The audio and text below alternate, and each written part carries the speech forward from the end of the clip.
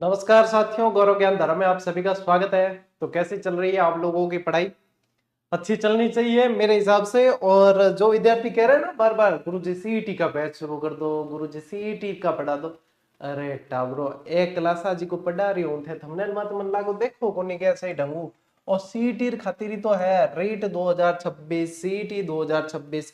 अच्छा, मैं इसके ऊपर ऑलरेडी वीडियो बना चुका हूं पहले। सीईटी वाले जो लास्ट 2-3 वीडियो बनाए हैं गाइडेंस के, उसमें देखना, उसमें सारी चीज बता रखी है। आपकी सीईटी की सारी क्लासेस जीजीडी चैनल के जरिए मिल रही है। कैसे मिलेगी, कौन कौन सी क्लासेस, वो सारी चीज बता रखी है। बताइए, इंडिया जीके अभी जस्ट पढ़ाया है आप लोगों को लक्ष्य भेदी बैच के अंदर।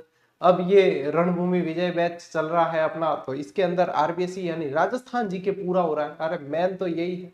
इसके अलावा साइंस की क्लासेस जल्दी शुरू होगी, इंग्लिश की क्लासेस शुरू होगी, करंट अफेयर्स करवाया जाएगा, है ना, रीजनिंग करवाई जाएगी, सारी चीज बताइए। तो धैर्य होना जरूरी है और दी गई सूचनाओं को सही समय पे देखना जरूरी है। दो तरीके हैं उसके लिए, एक तो यूट्यूब चैनल पे जैसे ही वीडियो डालते हैं तो देख लिया करो, ठीक है। दूसरा है टेलीग्राम, जो गौरव ज्ञान धारा के नाम से ही है, उससे जुड़ जाओ। ताकि मान लो यूट्यूब से नोटिफिकेशन नहीं भी आया है आपके पास वीडियो का, तो टेलीग्राम से मिल जाए। तो दो ऑप्शन टाबरो दियोड़ा है थान। और मैं सूचना देता नहीं, बाई चीज थे टेक्निकल टीम ने पूछ करो, या कहीं ना कहीं जो है कमेंट के जरिए वगैरह पूछते ही रहते हो। वो पूछना भी उसे ही पड़ता है जिसने ध्यान नहीं दिया।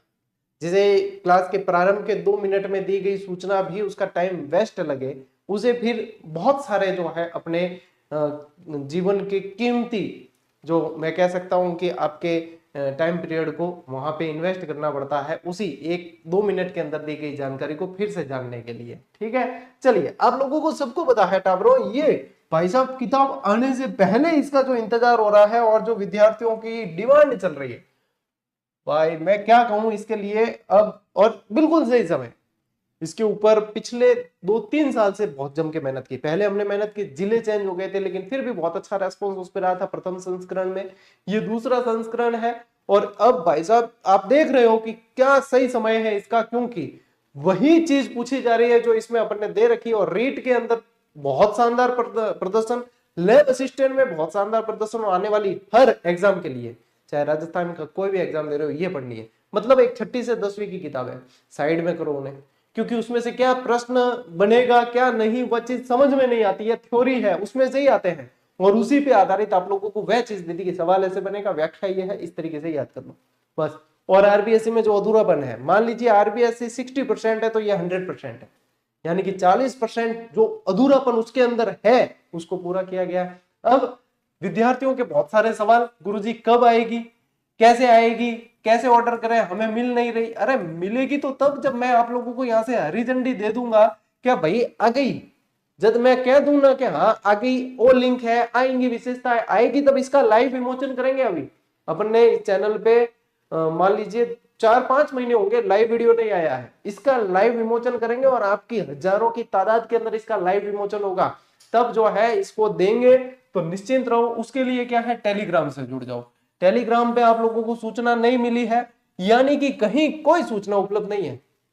टेक्निकल टीम पे पिछले 2 दिन के अंदर कम से भी कम 4 से 5 हजार मैसेज आ गए हैं सिर्फ इस किताब के बारे में पूछने के लिए। तो आप अनुमान लगा सकते हो कि इसकी कितनी जबरदस्त डिमांड है। तो सूचना पहले तभी मिल पाएगी जब आप सूचना को पहले प्राप्त करना चाहोगे। जब भी आएगी ये, मैं आप लोगों को कह रहा हूं टेलीग्राम चैनल से जुड़ जाओ, वहीं पे सूचना देंगे कि आज लाइव विमोचन है। और लाइव विमोचन के अंदर इसके पेज, इसका कंटेंट, इसकी प्राइस, इसके सब कुछ जो जानकारी आप जानना चाहते हो, ऑनलाइन लिंक, ऑफलाइन कहां मिलेगी, सब बता दूंगा। तो अब ये वीडियो जिसने देखा है वो धैर्य रखेंगे और इंतजार करेंगे। ज्यादा इंतजार नहीं करवाऊंगा मैं आप लोगों को, सिर्फ 4-5 दिन का ही इंतजार है, सिर्फ 4-5 दिन का ही इंतजार है, इतना धैर्य रख लो बस।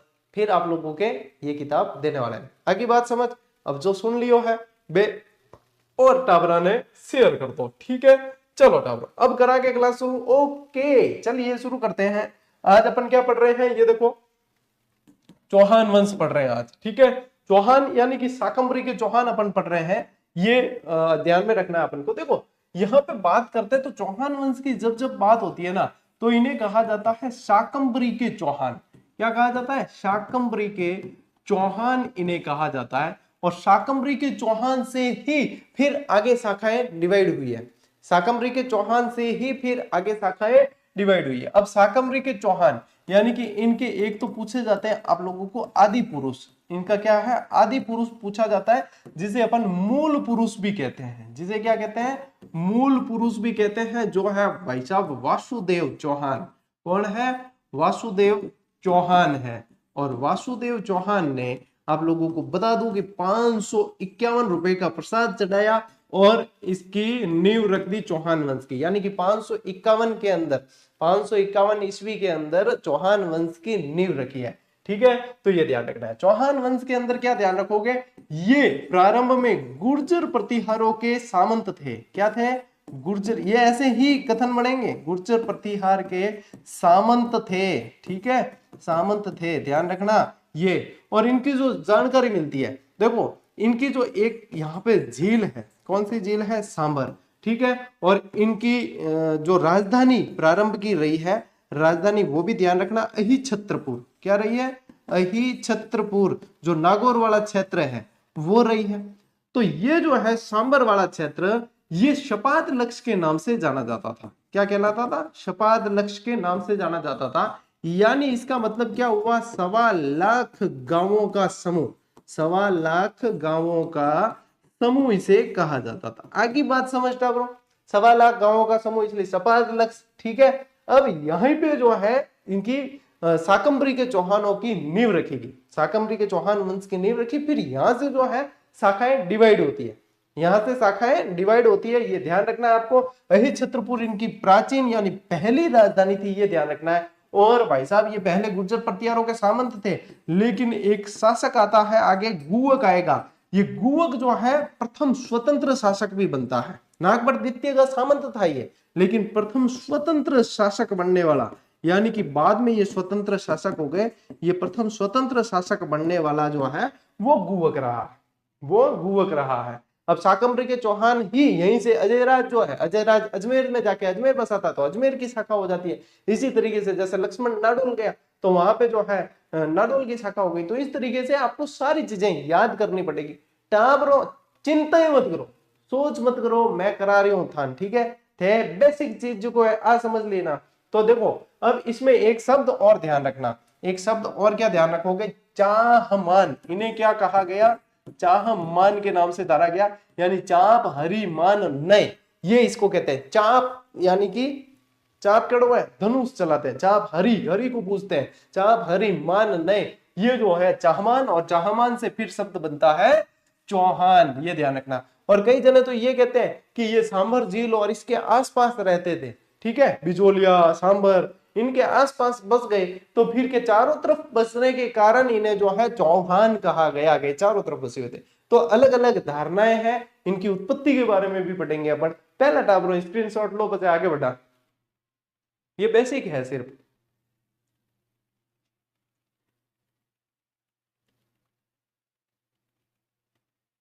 ठीक है, देखो चौहान वंश गुर्जर प्रतिहारों के प्रारंभ में सामंत थे।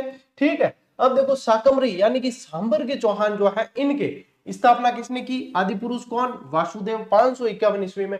नाडोल के जो चौहान है इनकी किसने की, लक्ष्मण ने। याद कैसे रखोगे, नाल, अरे नाल शब्द तो याद रह जाए नहीं, नाल शब्द तो याद रह जाए नहीं, तो नाल याद रख लियो। नाउ नाडोल है और लव लक्ष्मण देव चौहान है। ठीक है, आदि पुरुष कौन, वासुदेव, मूल स्थान सपादलक्ष, राजधानी अहिछत्रपुर, आई चीज में बता चुके हो। अजमेर के चौहान, अरे यूं ही नाम निकले अजयराज, यूं ही नाम निकले अजयराज। तो अजयराज ने 1113 के अंदर जो है अजमेर यहीं से जो है यहाँ पे बसा दिया, यहाँ शाखा की स्थापना कर दी। जानोर, जानोर के कौन, कीर्तिपाल, जा कीर्ति फैला, क्या याद रखो, जा कीर्ति फैला भाई, जा कीर्ति पहला, तो कीर्तिपाल यानी कि कीतु एक महान शासक इन्हें कहा जाता था। बूंदी में कौन सा वंश था, हड्डा वंशी चौहान थे। तो बूंदी में, बूंदी किसके चढ़ती है, बूंदी प्रसाद किसके चढ़ता है, देवताओं के। तो बूंदी में देवा हड्डा, क्या ध्यान रखोगे, देवों के चढ़ी है बूंदी, बूंदी में देवा हड्डा। सिरोही, सिरोही के अंदर मैंने अक्सर विद्यार्थियों से कहा है कि ये गीत है शीलू, एक है ना पीलू तेरे नी ने नी नी नी नी नी नी नी नी, पूरे नहीं गाऊंगा, यहाँ पे बॉलीवुड के गीत है, ठीक है, होठों की शबनम वगैरह ऐसे शब्द आते हैं उसके अंदर। तो देखो सिरोही के चौहान, यहाँ पे क्या ध्यान रखना है आपको, सीलू, क्या ध्यान रखना है, सीलू से ध्यान रखना, सिरोही लुम्बा चौहान। और रणथंभौर के चौहान के अंदर क्या याद रखोगे भाई साहब, गोविंद राज ने यहाँ की शाखा की स्थापना की है। और ये चीजें पूछी जाती है, ये चीजें पूछते हैं, तो ये सारे के सारे याद होने चाहिए, ठीक है। अभी तो अपन आरबीएससी के कंटेंट पे आए नहीं, अभी तो अपन उसकी भूमिका बना रहे हैं, अभी तो अभी आरबीएससी के कंटेंट पे आएंगे, एक बार स्क्रीनशॉट लो, ठीक है। अब ये है भैया इनका वंश वृक्ष, ये क्या है, ये पूरा इनका वंश वृक्ष है। देखो सबसे पहले शाकंभरी यानी कि सांबर के चौहानों की स्थापना किसने की, वासुदेव चौहान ने। काल कौन सा है, 551 ईस्वी है। अब यहां से दो शाखाएं निकलती है, यहां से एक शाखा और यहां से दो शाखा। एक शाखा नाडोल के चौहान कहलाए, जिनके संस्थापक कौन थे, लक्ष्मण देव चौहान। और 960 ईस्वी के अंदर ये शाखा की स्थापना की। एक अजय राज जो 1113 के अंदर अजमेर की शाखा की स्थापना करते हैं। अब नाडोल की शाखा आगे जाकर फिर दो भागों में बढ़ जाती है, एक तो बढ़ जाती है जालोर की शाखा में और एक बढ़ जाती है बूंदी की शाखा में। तो जालोर की शाखा की जो स्थापना की वो है कीर्तिपाल चौहान ने 1181 में, और बूंदी में किसने की है, देवा हाडा ने, जो 1241 के अंदर करते हैं। जालोर की शाखा से ही आगे जो है ये शाखा सिरोही की निकलती है, जिसके संस्थापक कौन होते हैं, लुम्बा चौहान, 1311 की बात है। और बूंदी से कोटा की शाखा निकलती है, जिसके संस्थापक माधो सिंह होते हैं, काल 1631 की बात है, ठीक है। और अजमेर की शाखा से निकलती है रणथंभौर की शाखा, जिसके संस्थापक होते हैं गोविंद राज, और ये 1194 के अंदर जो है तराइन के युद्ध के बाद की बात है। एक तरीके से चंदावर के भी युद्ध की बात हो जाती है। चंदावर का युद्ध लड़ा गया था 1194 के अंदर, जो आप लोगों को ध्यान रखना है। तो ये पूरा वंश वृक्ष है, ये इसी तरीके से याद रखना है। अब मैंने संस्थापक तो आपको लास्ट स्लाइड पे ही याद करा दिए थे कि इसके संस्थापक ये है, इसके ये है, ऐसे याद रखना है। लेकिन कौन सी शाखा किससे निकली, मैं ये कह रहा हूं कि ये चीज याद रख के चलना, क्योंकि ये भैया हो गया आप लोगों के नेक्स्ट लेवल, ये हो गया है आप लोगों के नेक्स्ट लेवल का सवाल हो गया है कि अब कौन सी शाखा किससे निकली है, ये याद रखना बहुत जरूरी है। आने वाले समय में एग्जामिनर यहीं से प्रश्न बनाने वाला है, ये सूचना आप समझ लीजिए कि मिल चुकी है, ठीक है। तो बढ़िया तरीके पढ़ो, बढ़िया तरीके याद कर लो, जिको मैं बता रही हूँ नहीं थाने देख लो थे, लैब असिस्टेंट एग्जाम देखो, चाहे रीट्रो एग्जाम देखो, जिको जिको चीजें पढ़ाई जब सब जगह विकेट उड़ जाया करे नहीं, बटे भी जिजिडियन शतक ठोक दिया करे। इन वास्ते पूरे विश्वास के साथ, पूरी तल्लीनता के साथ, पूरी शिद्दत के साथ, पूरी मेहनत के साथ दम लगाना है, जोर लगाना। मैं थान बता रही हूँ कि ए सवाल बाणी इस तरीके हम पढ़ लियो, बस पढ़ लियो थे तो बस बता दियो थान, ले स्क्रीनशॉट।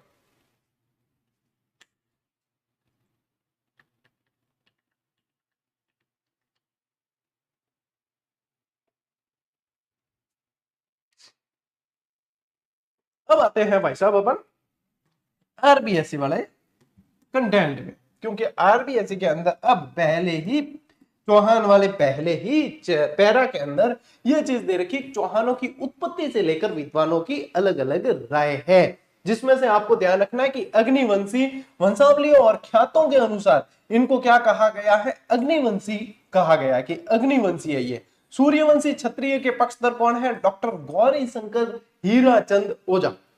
शंकर, शंकर जी के यहाँ पे चांद और सूरज आप लोगों को पता है, तो वहां से ध्यान रखना सूर्यवंशी, ठीक है। गौरी शंकर हीराचंद ओझा। चंद्रवंशी तो अचलेश्वर मंदिर के लेख के अनुसार, इसे मोस्ट इंपोर्टेंट कर देना, अचलेश्वर मंदिर के लेख के अनुसार ये चंद्रवंशी है। और विदेशी किसने कहा है, कुछ विद्वानों ने इन्हें आर्य मानकर विदेशी कहा है, क्योंकि आर्य के बाहर से आकर बसे थे इसलिए विदेशी है। और ब्राह्मण वंशी किसने कहा है, ब्राह्मण कौन है, शर्मा जी। तो डॉक्टर दशरथ शर्मा के अनुसार ये ब्राह्मण थे। और ये पांचों के पांचों जो मत बताए हैं वो आप लोगों के आरबीएससी की पुस्तक में ऐसे कैसे दे रखे हैं, तो ये याद रखना है। क्योंकि अब देखो लैंग्वेज आधारित सवाल बन रहे हैं, और लैंग्वेज आधारित भी अपन छोड़ नहीं रहे हैं, ये आप लोगों को ध्यान रखना है। चाहे आप सीईटी दे रहे हो, देख लेना, फिर से बता रहा हूं, चाहे आप सीईटी दे रहे हो, चाहे आप रीट दे रहे हो, ठीक है, चाहे आप सेकंड ग्रेड दे रहे हो, ठीक, सेकंड ग्रेड, जिस भी एग्जाम के अंदर राजस्थान जीके पूछा जाता है, ये बैच देख लेना, आपको सारे प्रश्न इसमें से मिलने वाले, सारे प्रश्न इसी बैच में से मिलने वाले। फिर आते हैं अपन आदि पुरुष वासुदेव चौहान। सबसे पहले कौन शासक थे, वासुदेव चौहान, जिन्हें मूल पुरुष कहा गया। ये चौहान वंश के आदि पुरुष है। चौहान वंश के संस्थापक इन्हें माना जाता है। और बिजोलिया शिलालेख के अनुसार जो लिखा किसने, गुणभद्र ने, किसने लिखा, गुणभद्र का लिखा हुआ है ये बिजोलिया शिलालेख के अनुसार इनका समय 551 ईस्वी के लगभग था। ठीक है, चलिए, इन्होंने ही सांबर झील का प्रवर्तन यानी कि निर्माण करवाया है वासुदेव चौहान ने, और उसके आसपास बस गए, इसलिए कहा जाता है कि ये चौहान थे, कि चारों ओर बस गए इसलिए चौहान। और आपको पता है गुरु वशिष्ठ के अग्निकुंड वाला जो है सिद्धांत, उसके अंदर चौहानों की उत्पत्ति बताई गई है, जो आप लोगों को राजपूतों की उत्पत्ति वाली क्लास के अंदर पहले ही मैं करवा चुका हूं। तो एक बार स्क्रीनशॉट लो टाब्रो।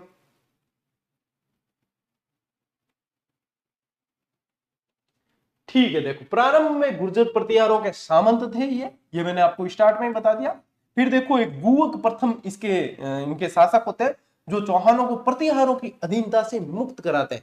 लेकिन ये भी ध्यान रखें, साथ साथ ऐड कर देना, आरबीएसएम नहीं दे रखा, कि ये गुवक प्रथम जो होते हैं, यहां लिख लेता हूं मैं, गुवक प्रथम जो होते हैं ये नागभट्ट द्वितीय के सामंत होते हैं, नागभट्ट द्वितीय के सामंत होते हैं भाई साहब। ठीक है, गुवक। और इन्होंने हर्षनाथ मंदिर का निर्माण करवाया, हर्षनाथ मंदिर का निर्माण करवाया है। ठीक है, निर्माण करवाया है। तो ये भी आप लोगों को साथ साथ में ध्यान रखना है। ठीक है, अब फिर इनके समय जो है शासक इनके बाद में, अच्छा इनके बाद में आपको ये भी ध्यान रखना है कि चंदनराज और शासक हुए थे, जो आपके आरबीएससी में नहीं दे रखा, चंदनराज और हुए।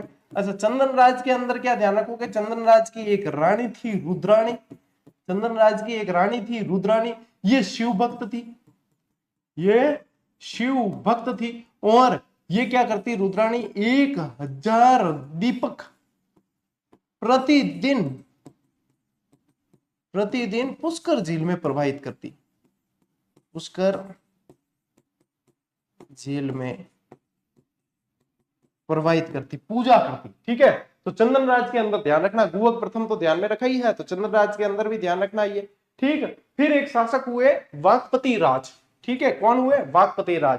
एक्चुअल में इन्हें जो है पूर्ण रूप से स्वतंत्र शासक कहा गया, कि पूर्ण रूपेण स्वतंत्र शासक इन्हें कहा गया।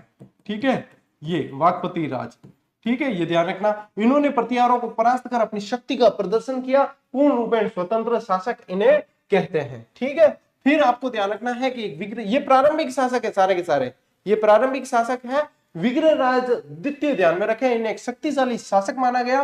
और 973 ईस्वी का हर्षनाथ शिलालेख जो है वो इनकी विजयों का उल्लेख करता है। ठीक है, हर्षनाथ लेख के अंदर इनकी विजयों का उल्लेख देखने को मिलता है। इन्होंने गुजरात के चालुक्य शासक मूलराज को पराजित किया था। ठीक है, गुजरात के चालुक्य शासक मूलराज को पराजित किया। देखो, गुजरात के चालुक्यों और यहाँ अजमेर के चौहान या शाकंभरी के चौहानों के अंदर वैमनस्य भी रहा है और वैवाहिक संबंध भी स्थापित हुए हैं, जो मैं आपको बताऊंगा। अर्णोराज के समय जो है वैवाहिक संबंध स्थापित हो गए थे। तो यहाँ पे पहले जो है इनके रहा है, ये वैमनस्य का दौर रहा है। तो ये आप लोगों को ध्यान में रखना है, किसके अंदर, विग्रहराज द्वितीय के अंदर। फिर भाई साहब ध्यान रखेंगे अपन गोविंद तृतीय, क्या ध्यान रखेंगे, गोविंद तृतीय। पृथ्वीराज विजय ग्रंथ में इन्हें वेरीगट का मतलब होता है शत्रु संहारक, और पृथ्वीराज विजय का जहां नाम आया है तो नए टावर जीते हैं वो ध्यान रखेंगे जयानक, क्या ध्यान रखोगे, जयानक द्वारा रचित पृथ्वीराज चौहान के समय ये जयानक पंडित द्वारा लिखी गई है। अब मैंने इसलिए ऐसा क्यों कहा कि नए टावर ध्यान रखेंगे, अरे क्योंकि पुरानियां ध्यान है, पुरानियां सब ध्यान है कि जयानक के लिखी, अच्छा पृथ्वीराज रासोकुंड लिखी, ये सारी चीजें मान ध्यान है। इसलिए जो नए नए जो बच्चे हैं उनको विशेष रूप से ध्यान देना कि यहाँ से भी सवाल बनते हैं। ठीक है, ये ध्यान रखना है आपको। वेरीगट की उपाधि से ये सवाल बन चुका है। वेरीगट की उपाधि यानी शत्रु संहारक की उपाधि किसने धारण की, गोविंद तृतीय ने की। और इतिहासकार फरिश्ता के अनुसार इन्होंने गजनी के शासक को मारवाड़ में आगे बढ़ने से रोका था। किसकी बात हो रही है, गोविंद तृतीय की बात हो रही है। किसकी बात हो रही है, गोविंद तृतीय की बात हो रही है। ठीक है, तो ये भी ध्यान रखना है आपको, स्क्रीनशॉट ले लो। चलो,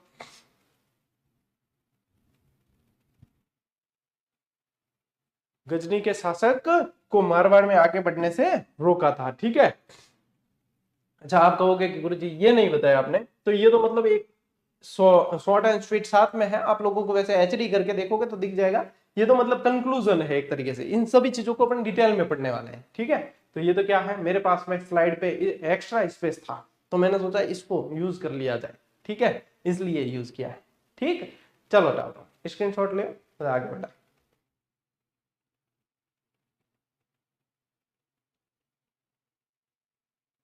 देखो भाई, फिर ध्यान रखना, आपको मुख्य जो शासक है भाई साहब अजय राज, 1105 से 1133 तक इनका टाइम पीरियड अजय राज चौहान का। इन्होंने देखो 1113 में अजय मेरू यानी कि अजमेर नगर बसाया। अच्छा देखो, अपने जो है भौतिक शब्दावली भी पढ़ते हैं तो मरु मेरू माल ऐसे पढ़ते हैं। तो मरु यानी कि मरुस्थलीय क्षेत्र, मेरू यानी कि पर्वतीय क्षेत्र, और माल यानी कि पठारी क्षेत्र। तो मेरू जो शब्द है वो यहाँ पे इसीलिए काम में है कि पर्वतीय क्षेत्र है। अजमेर शहर बसाया इन्होंने, अजमेर नगर बसाया 1113 में, और इन्होंने जो है चांदी और तांबे के सिक्के चलाए हैं जिसमें अजय प्रिय द्रमस या अजय प्रिय द्रम लिखा हुआ पाया है। और कहा जाता है कि इन सिक्कों पर इनकी रानी सोमलवती का नाम था, यह भी शैव भक्त थी, सोमलवती का नाम मिलता है। और ऐसे कहते हैं कि एक तरफ तो लक्ष्मी, एक तरफ तो लक्ष्मी का चित्र और एक तरफ सोमलवती का चित्र और लिखा हुआ अजय प्रिय द्रम। तो ये सिक्के मिले हैं, ये ध्यान रखना अजय राज के समय। और धार्मिक दृष्टिकोण पूछे तो ये शैव मतावलंबी थे, धर्म सहिष्णु शासक थे, ठीक है, धर्म सहिष्णु शासक थे, ये ध्यान रखना है। और जैन धर्मावलंबियों को मंदिर बनाने की इन्होंने अनुमति दी, खुद शैव थे लेकिन फिर भी इनको अनुमति दी। पार्श्वनाथ के मंदिर के लिए स्वर्ण कलश प्रदान किया है। सारी चीजें इंपॉर्टेंट है, लेकिन एक सवाल तो भी आरपीएससी की किताब छोड़ दी, की सवाल छोड़ी जो एग्जामिनर पूछ चुकी हो, क्यों कि मालवा के कौन से शासक को इन्होंने हराया था, तो मालवा के नरवर्मन को इन्होंने हराया था, मालवा के नरवर्मन को पराजित किया। तो अपा नहीं छोड़ा भाई, आरबीएससी फिर भी छोड़ दे, लेकिन थे ध्यान छोड़ो अपा छोड़ाई कौन के सवाल जी को बने नहीं, ए सारा का सारा सवाल अपा तो देखा ही, ठीक है, अपा देखा नोट करा, तो ले अब स्क्रीनशॉट ले आगे बढ़ा।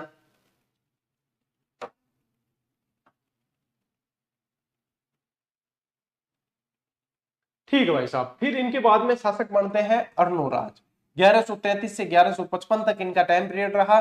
देखिए, तुर्कों और मालवा के शासकों को पराजित किया, तुर्कों को हराया और मालवा के शासकों को हराया। और तुर्कों को हराया तो क्या हुआ कि बहुत भारी मात्रा में नरसंहार हुआ और मांस के लोथड़े और खून की नदियां बहने लगी, इधर उधर बहुत दूषित हो गया वातावरण, पूरा गंद मारने लगी चीजें। तो इन्होंने जो है चंद्रा नदी को रोक कर फिर अपने आना सागर झील का निर्माण करवाया था, तुर्कों के खून को साफ करने के लिए आना सागर झील का निर्माण करवाया, ये भी ध्यान रखना है आपको, ठीक है। गुजरात के शासक कुमारपाल चालुक्य से इन्हें हार का सामना करना पड़ा। अब भाई साहब, अब थाने में एक स्टोरी बताऊं, देखो एक शासक हो और आरबी चिमनी दियोड़ी, लेकिन था ध्यान रखनी चाहिए जिनको नाम हो जय सिंह सिद्धराज चालुक्य शासक हो, ठीक है, जय सिंह सिद्धराज नाम को चालुक्य शासक हो। चालुक्यों और देखो इनके चौहानों के बीच में संघर्ष चला है।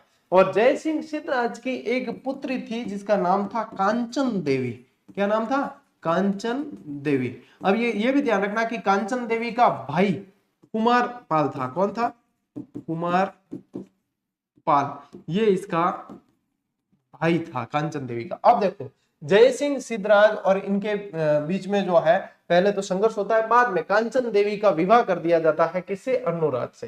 कांचन देवी का विवाह किससे किया जाता है, विवाह कर दिया जाता है अर्णोराज से, ठीक है, अर्णोराज से विवाह हो जाता है। अब अर्णोराज और कांचन देवी का विवाह है। अब मियां बीवी एक दिन चौपड़ खेलने बैठ गया, ठीक है, अर्णोराज और कांचन देवी एक दिन चौपड़ खेलने बैठ गए। इधर जब तक जो है जय सिंह सिद्धराज का टाइम पीरियड चला गया था और कुमारपाल शासक बन चुका था, ठीक है। तो यहाँ पे चौपड़ खेलने बैठे और चौपड़ खेलते खेलते ध्यान है कि दोनों का देखो, दोनों राजा राजवंशु है, तो एक दूसरे में मतलब भिड़ गया क्या हमारा वंश श्रेष्ठ है और हमारा वंश श्रेष्ठ है, क्या हम श्रेष्ठ राजा है, हम बड़े हैं, हम ताकतवर है, कि हम मियाँ बीवी दोनों भिड़ गया। तो बाद में क्या ठीक है, तो इनको निर्णय करना, निर्णय क्या कि भाई ने करियो कॉल सीधो, क्या भाई कुमार साहब ऐसी ऐसी बात होगी, अर्णोराज जी महाराज कह रहा है कि आप में इतनी सामर्थ्य नहीं है, शक्ति नहीं है। तो कुमारपाल की आड़ी बात है, चलो जांच ला है। कुमारपाल सेना लेके रवाना और इन दोनों के बीच में युद्ध हुआ, कुमारपाल से अर्णोराज पराजित होता है। कुमारपाल से अर्नोराज पराजित होते हैं। कुमारपाल घूम घाम के अजमेर आ गया, कुमारपाल घूम घाम के अजमेर आ गया। अब अर्नोराज यहाँ पे क्या करते हैं, अर्नोराज समझा बुझा के इनको भेजते हैं। अर्नोराज इनको क्या करते हैं, समझा बुझा के इनको यहाँ से भेज देते हैं और अपनी बहन का विवाह, अर्नोराज अपनी बहन का विवाह जिसका नाम होता है जलहन, क्या नाम होता है, जलहन, जलहन का विवाह कुमारपाल से करते हैं। जलहन का विवाह कुमारपाल से करते हैं, हाथी घोड़े धन दौलत देके रवाना करते हैं, भाई साहब दफा दफा करो मान लो जो भी है। तो ये ध्यान रखना, कुमारपाल चालुक्य ने से इन्हें हार का सामना करना पड़ा था। आपके आरबीएससी में सिर्फ इतना दे रखा है, इसके पीछे की स्टोरी मैंने इन शॉर्ट आप लोगों को बता दी है, ठीक है। फिर क्या है, आना सागर झील का निर्माण क्यों करवाया था वो मैंने बता दिया। इन्होंने पुष्कर में वरा मंदिर का निर्माण करवाया है। अर्नोराज के बारे में क्या ध्यान रखोगे, पुष्कर के अंदर वरा मंदिर का निर्माण करवाया। और भाई साहब एक चीज और ध्यान रखना, इनके समय में देवघोष, क्या ध्यान रखोगे, इनके समय में देवघोष और धर्मघोष नाम के विद्वान थे। देवघोष और धर्मघोष नाम के विद्वान हुए हैं अर्नोराज के समय, भाई साहब, है ना। ये भी ध्यान रखना है, ये भी पूछते हैं। तो अपन इसलिए मैं कहता हूं आपको, बार बार आप लोगों को लगता होगा गुरुजी बार बार कह रहे हैं कि मैं पूर्णता के साथ लेकर जा रहा हूं। अरे भाई कई सारे टाबर नए आते हैं, इनको पता ही नहीं, और उस चक्कर में क्या होता है कि ये भी चारों तरफ से दिग्भ्रमित किए हुए होते हैं कि नहीं नहीं पैसे तो खर्च करने पड़ेंगे, बाकी आप लोगों के सवाल नहीं बनते हैं, ये यूट्यूब पे तो टाइम पास किया जाता है। अरे भाई यूट्यूब पे अगर टाइम पास देखना है किसी को तो जीजीडी की क्लासें आकर देखो, यहाँ से कंटेंट देखिए और पेड क्लास से देखिए और यहाँ से सिलेक्शन देखिए। करने की नियत होनी चाहिए, सीधी सी बात यह है, करने की नियत होनी चाहिए कि आज अपना जो जीरो से किया हुआ सफर 1 मिलियन तक पहुंचा है, किस कारण, क्योंकि सिलेक्शन दिया है, क्योंकि कंटेंट दिया है, क्योंकि मेहनत की है, क्योंकि विद्यार्थियों का विश्वास जीता है और दिन प्रतिदिन मेहनत की जाती है। तो बस नच्छे पढ़ाई करो, इन वास्ते माने भी कहना पड़े। देखो लोग तो मतलब पैसों से कोर्स बेचने की लिए कई दलीलें देते थे, तो क्या हम फ्री में पढ़ाकर भी दलीलें नहीं दे सकते? तो इसलिए चाहे 2-4 कह भी दे, क्या गुरुजी आप बार बार क्यों फ्री का कहते, कहना जरूरी है, क्योंकि आजकल जमाना यही है। अरे वो पैसों से बेचकर भी 10 बार कहते थे, तो हम फ्री में पढ़ाकर नहीं कह सकते क्या? वही तो है, भावनाओं का फर्क है, बस बात चीज है। धार्मिक नीति देखो, ये स्वयं शैव थे, शैव मतावलंबी थे, लेकिन अन्य सभी धर्मों का सम्मान करते थे। इन्होंने खतनगच्छ के अनुयायियों को भूमि दान दी और यहीं से प्रश्न बनता है, क्या ध्यान रखोगे, इन्होंने खतरगंज के अनुयायियों को भूमि दान की है। और इनके देवघोष और, अच्छा इसमें देवघोष और धर्मघोष के बारे में तो दे रखा है, देवघोष और धर्मघोष जैसे प्रकांड विद्वान हुए इनके समय। और क्या ध्यान रखोगे, इन्होंने गजनियों को पराजित किया और मालवा और हरियाणा के अभियानों का नेतृत्व किया है। यहीं से लाइन जो दे रखी है, यहीं से प्रश्न बनेगा भाई। ये आजकल ट्रेंड ये चल रहा है, अपन को लगता है इससे तो क्या प्रश्न बनेगा, वहीं से प्रश्न बना रहा है। फिर वहां अपन सोचते हैं बैठ के, अरे यार कथन में तो ये दे रखा है, कारण में अब यूं लग भी रहा है कि सही भी है, नहीं भी है, समझ में नहीं आ रहा। लेकिन जिसके पढ़ा हुआ है, जिसने ध्यान दिया हुआ, उसको सब समझ में आएगा। इसलिए ये लाइन है ना, इसको ध्यान रखना, इन्होंने गजनियों को पराजित किया और मालवा और हरियाणा अभियानों का नेतृत्व कर वंश का प्रभाव बनाए रखा है। आजकल एग्जामिनर नई पंक्तियां ढूंढ रहा है, जिसपे बिल्कुल आसानी से ध्यान चला जाता है, वहां पे वो सवाल बनाने की कोशिश नहीं करके ऐसी जगह पे सवाल बना रहा है। तो ये चीजें अब आगे पूछी जाएगी भाई, ठीक है। तो अर्नोराज में आ चीज ध्यान रखियो, ठीक है। अर्नोराज में ले लियो स्क्रीनशॉट फटाफट। अब इनके अर्नोराज का देखो एक पुत्र था, अर्नोराज का पुत्र जिसका नाम था जगदेव। क्या नाम था? जगदेव। जगदेव ने अर्नोराज की हत्या की, अर्नोराज की हत्या की, इसलिए इस जगदेव को कहा जाता है पितृहंता। पितृहंता कहा जाता है, चौहानों का पितृहंता इसे कहा जाता है, ये भी ध्यान रखना है, ठीक है। अब बढ़ते हैं आगे। फिर देखो अर्नोराज के बाद आपको ध्यान रखना है विग्रहराज। फिर भाई ये बन जाता है, जगदेव शासक बनता है, लेकिन जगदेव को विग्रहराज जो है वो हराकर और विग्रहराज शासक बन जाता है ना। और विग्रहराज शासक बनता है तो ये जो है चौहानों के जो है ये स्वर्ण काल कहलाता है, इनका टाइम पीरियड। इनका टाइम पीरियड क्या कहलाता है? स्वर्ण काल। और विग्रहराज का एक और नाम आपको विशल देव भी देखने को मिलेगा। क्या देखने को मिलेगा? विशल देव देखने को मिलेगा। विग्रहराज चतुर्थ या विशल देव, ठीक है। 1158 से 1163 तक इनकी टाइम पीरियड रहा है। देखो इन्होंने दिल्ली के तोमरों को पराजित किया है, दिल्ली के तोमर शासक तंवर को पराजित किया है, दिल्ली के तोमर शासक तंवर को पराजित किया है, ठीक है, ध्यान रखना। तोमरों को हराकर दिल्ली पर अधिकार किया, और दिल्ली जीतने वाले भाई साहब ये पहले शासक थे। दिल्ली जीतने वाले विग्रहराज पहले शासक हुए हैं, ये ध्यान रखना है आप लोगों को। इन्होंने गजनी पर विजय की और इन्होंने गजनी के शासक खुसरो शाह को पराजित किया, और ये नाम याद रखना, गजनी के शासक खुसरो शाह को पराजित किया है विग्रहराज ने।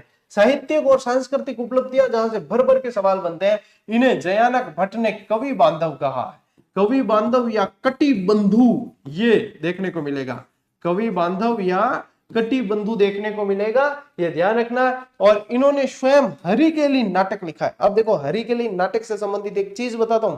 पारवी का कीर्तार्जुन नियम जो है एक ग्रंथ है, कीर्तार्जुनियन, यानी कि जिसके अंदर कीरत रूप, महादेव जी का जो कीरत रूप है और अर्जुन उनका संवाद है, उसके ऊपर लिखा हुआ है कीर्तार्जुनियन। उसके ऊपर हरिकेली नाटक लिखा हुआ है, जो किसकी रचना है? विग्रहराज चतुर्थ की रचना है, और ये ध्यान रखना है। अब इस हरिकेली नाटक की पंक्तियां, क्या ध्यान रखोगे? इस हरिकेली नाटक की पंक्तियां राजा राम मोहन राय के स्मारक ब्रिस्टल जो इंग्लैंड के अंदर है उस पे भी है, और आपके हरिकेली नाटक की पंक्तियां 2.5 दिन के झोपड़े के अंदर है, जो इन्होंने संस्कृत विद्यालय की स्थापना कराई थी, उसको बदल के अपने 2.5 दिन का झोपड़ा बना दिया था कुतुबुद्दीन ऐबक ने, वहां पे भी उत्कीर्ण मिलता है। क्या ध्यान रखोगे? हरिकेली नाटक की रचना की है, ठीक है। और एक दरबारी विद्वान बहुत प्रसिद्ध इनके, जिसका नाम था सोमदेव, इन्होंने ललित विग्रहराज नाटक की लिखा है। क्या लिखा है? ललित विग्रहराज नाटक लिखा है, ये ध्यान रखना। इन्होंने बिशन सागर झील बनाई है, देखो बिशनपुर को बसाया, बिशन सागर झील बनाई है इन्होंने, ये भी आप लोगों को ध्यान रखना है। और शपात लक्ष का स्वर्ण युग कहलाता है इनका टाइम पीरियड। क्या कहलाता है? शपात लक्ष का स्वर्ण काल, या चौहानों का स्वर्ण युग कह सकते हैं, चौहान साम्राज्य का स्वर्ण युग कह सकते हैं, वो इनका टाइम पीरियड है। तो ये आपको ध्यान रखना है, स्क्रीनशॉट लो एक बार, ठीक है। अभी और पढ़ते हैं। देखो, शिल्प और स्थापत्य के अंदर देखें तो अजमेर के एक संस्कृत पाठशाला बनवाई अजमेर के अंदर, ये बनवाई थी लगभग 1153 के अंदर। ये कब बनवाई थी? 1153 के अंदर जो है अजमेर में संस्कृत पाठशाला का निर्माण इन्होंने करवाया, जिस पर हरिकेली नाटक की पंक्तियां खुदवाई। बाद में कुतुबुद्दीन ऐबक ने इसे तुड़वा कर एक मस्जिद में बदल दिया, जिसे 2.5 दिन का झोपड़ा कहा गया। अब 2.5 दिन के झोपड़े के पीछे की कहानी क्या है कि कई लोग तो ऐसा कहते हैं, इतिहासकारों में मतभेद है, कई लोग ऐसा कहते हैं कि ये 2.5 दिन में बनाया, कि भाई पहले से बनी हुई थी, तोड़ ताड़ के थोड़ा सा मस्जिद का रूप दे दिया, 2.5 दिन में बनाया, इसलिए 2.5 दिन का झोपड़ा कहते हैं। लेकिन ऐसा नहीं है।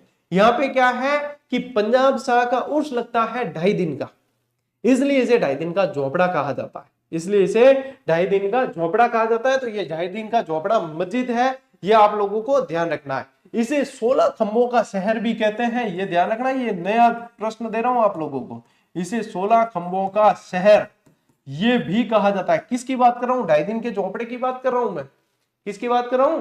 2.5 दिन के झोपड़े की बात कर रहा हूं, जो आप लोगों को ध्यान रखना है। ये पहले संस्कृत पाठशाला थी, बाद में जो है इसको तुड़वा के ये। और हरिकेली नाटक की पंक्तियां आपको मैंने बता दिया, ब्रिस्टल के अंदर राजा राम मोहन राय के स्मारक पे भी देखने को मिलती है। इन्होंने बिशनपुर नगर बसाया और वहीं बिशनपुर झील का भी निर्माण ये करवाते हैं, ठीक है, ये ध्यान रखना है। अब देखो, बिशल देव के शासनकाल में शिलालेखों के अनुसार साम्राज्य शिवालिक से लेकर विंध्य तक था।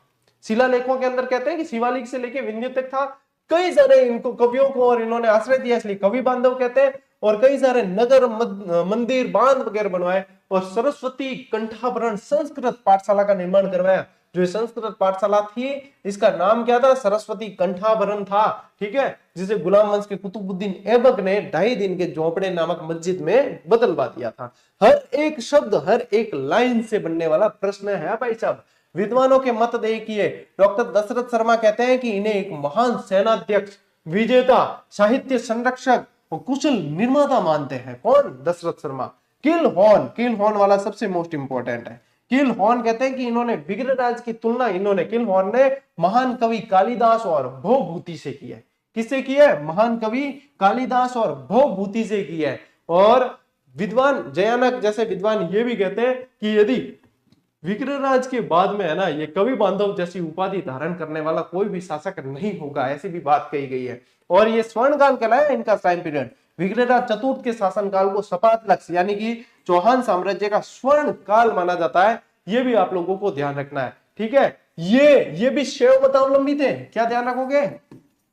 ये भी शैव मतावलंबी थे, ठीक है। लेकिन एक विद्वान धर्मघोष के कहने पर, धर्मघोष सूरी, ठीक है, धर्मघोष सूरी के कहने पर, सूरी के कहने पर पशुवध पर रोक लगाया इन्होंने। और ये प्रश्न भी बन चुका है, पशुवध पर रोक लगाई, किस शासक ने लगाई थी, ये प्रश्न बन चुका है। और कौन से दिन, तो एकादशी के दिन। तो क्या ध्यान रखोगे, पशुवध पर रोक, यहां लिख देता हूं, यहां क्लियर दिखेगा, एकादशी के दिन, एकादशी के दिन पशुवध पर रोक लगाने वाले शासक कौन है भाई, आपके विग्रहराज चतुर्थ है, ठीक है, ये आपको ध्यान रखना है। चलिए स्क्रीनशॉट ले लिया, ठीक है, स्क्रीनशॉट ले लिया, ओके। तो इसी के साथ भाई साहब आज की बहुत अच्छी और शानदार क्लास मेरे अनुसार तो है, बाकी तो आप बताओगे अच्छी और शानदार है कि नहीं, ये पूरी हुई। अब आपको जीजीडी वन लाइनर नहीं रहे, अपने आरबीएससी वस्तुनिष्ठ संग्रह की जानकारी मैं दे चुका हूं, जब भी आएगी टेलीग्राम से जुड़ जाना, वहां पे मिल जाएगी। और भाई साहब ये सीईटी की टेस्ट सीरीज का आज लास्ट डे है, लास्ट डे मतलब इसके बाद भी खरीद पाओगे, लेकिन मेगा कॉम्बो का आज लास्ट डे है। ये प्राइस कल के बाद आपको नहीं देखने को मिलेगी, फिर आपके ये प्राइस देखने को मिलेगी।